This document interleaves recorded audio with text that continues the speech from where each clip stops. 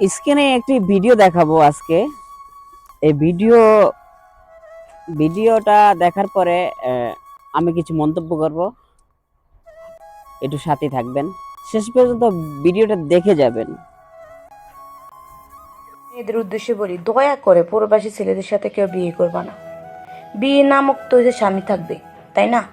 সে স্বামী যদি প্রবাসে পড়ে থাকে, বিয়ের পর আবার একটা বাচ্চা হয়ে যায়, বাচ্চারে পালো, সংসারের কাজকর্ম করো, করতে করতে মেয়েদের জীবনটা একটা বান্দিত্ব খারাপ হয়ে যায়।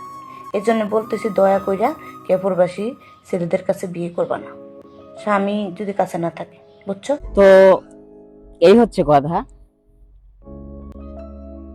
এই আপু বলেছে যে প্রবাসী ছেলেদেরকে বিয়ে করবেন না, বিয়ে করে ফেলে চলে আসবে। তো এই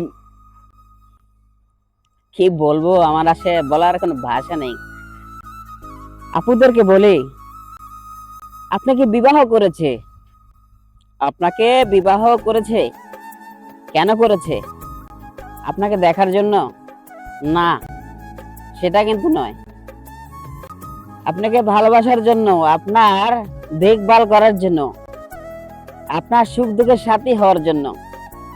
পকেটে টাকা যদি না থাকে তাহলে আপনার ভালোবাসা কিন্তু জানলা দিয়ে পালিয়ে যাবে। আপনি যে বললেন প্রবাসী ছেলেদেরকে বিয়ে করিয়েন না, প্রবাসী ছেলেরা কি এমনি এমনি প্রবাস করে, এমনি এমনি প্রবাসে পড়ে আছে?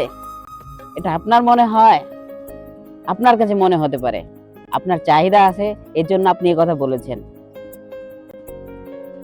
প্রবাসে থেকে কি আপনাকে দিচ্ছে না? তার বাবা মাকে দিচ্ছে না? আপনার সন্তানকে কি দিচ্ছে না? সে তার দায়িত্বগুলো পালন করতেছে না?